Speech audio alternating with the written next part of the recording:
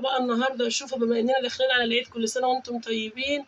الشعر الهايش، بدل ما اروح اودي بنتي تعمل شعرها استشوار والشعريه تتكسر وتبوظ وبقى لسه اطفال وشعرهم متبهدل، لا هقول لك على وصفه سحريه هتخلي الشعر ده حرير.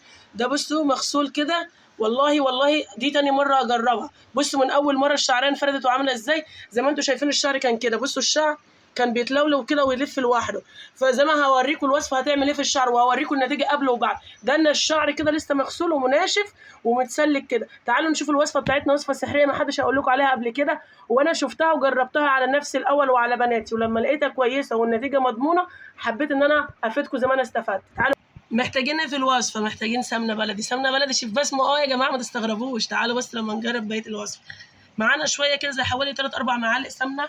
تقدروا تزودوا المعايير السمنه بتاعتكم لو هتعملوا لكذا شخص. انا هعمل ليا والبنات الاثنين، فمزوده السمنه بتاعتي شويه. معانا هنا اعتبر قولي نص كوبايه سمنه بالكوبايه المعياريه، تمام كده. هنا كيس لبن بودره، كيس كامل 25 جرام تقريبا، بيبقى 25 جرام، تمام كده. ومعانا علبه زبادي ساده. تقدروا تستخدموا السمنه بس الزبادي مع اللبن بيديكي طراوه ونعومه. بص مفيش بعد كده. استخدموا الوصفه دي 2 أو 3 في الاسبوع حسب ما انتوا بتحبوا تستخدموها، بس تكون على شعر نضيف. افضل ارب في الوصفه ديت لعند ما تحصل على خليط كريمي. بصوا انتوا شايفين كانت السمنه سايله معاكم وكل حاجه كانت عامله ازاي. بصوا كده هنفضل نرب رب رب رب كده لعند ما نحصل على خليط كريمي خالص. شايفين شكل القوام؟ لو سبتوه شويه بيتقل. شايفين القوام بقى كريمي خالص ازاي؟ شايفين؟ وتقدروا تستخدموا السمنه بس تكون دافيه، يعني ما تكونش سخنه ولا لا، تكون دافيه. بس انا النهارده بنحط الزبادي ونحط اللبن البودره، انا شفتها وصفه على النت ومجربه لقيتها حرفيا روعه، فحبيت ان انا افيدكم معايا. وهي ده بيكون شكل القوام بتاعها. تعالوا بقى نشوف احنا هنستخدمها ازاي على الشعر. تعالوا بقى بصوا القوام بتاعها تقل ازاي. كل ما بتقعد كل ما بتتقل، تبقى زي كريم الشعر بالظبط. شايفين القوام؟ ما شاء الله جميل جدا. تعالوا بصوا معانا الفرشه كده، نقدر نستخدمها بايدينا، بس الفرشه افضل توزع كميه اكتر. بس لازم تجيبوا كل ده عشان ده بيبقى هايش. بصوا جيبها من اول الجذور كده عشان الشعريه لما تنفرد من الجذور. باخد من كل حته. بصوا تعالى هنا كده قرب. شايفين احنا دهنين الشعريه من الجذور ازاي؟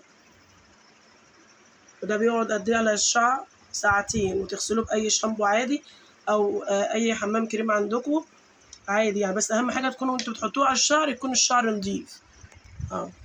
غسله كده عشان تجيب النتيجه كويسه، تجيبوا كل الشعر، ما تبقاش شعريه مدهونه وشعريه لا. بصوا زي كأنك بتصبغوا الشعر بالظبط كده.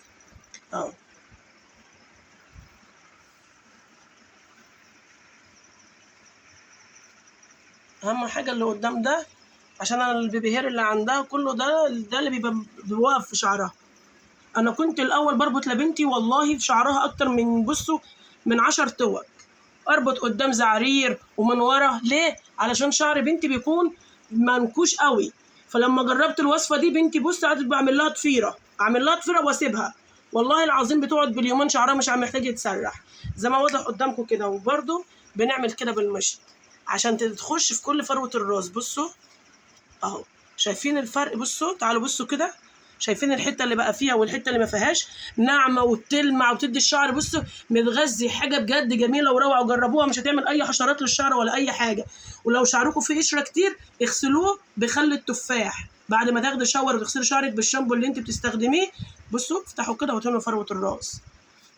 بعد ما تاخدي شاور وتستخدمي الشامبو اللي انت بتستخدميه، تيجي رايحه شاطفه على شعرك بشويه خل تفاح، وبعد كده تغسليه بازازه ميه معدنيه بالميه بس وخلاص على كده. وتطلعي بقى تسرحي شعرك، هتلاقي كل شعرك نضف، هتلاقي القشره راحت. بصوا يعني حاجه بجد روعه، حاجه طبيعيه مفيش احسن من كده. هوريكم الشعر كله بعد ما اخلصه. بصوا كده شكل الخليط بعد ما سلكت لها شعرها بيه. شايفين الشعريه عملت ازاي؟ بصوا ما شاء الله باين عليها اصلا ان هي انفردت ما شاء الله، اللهم بارك.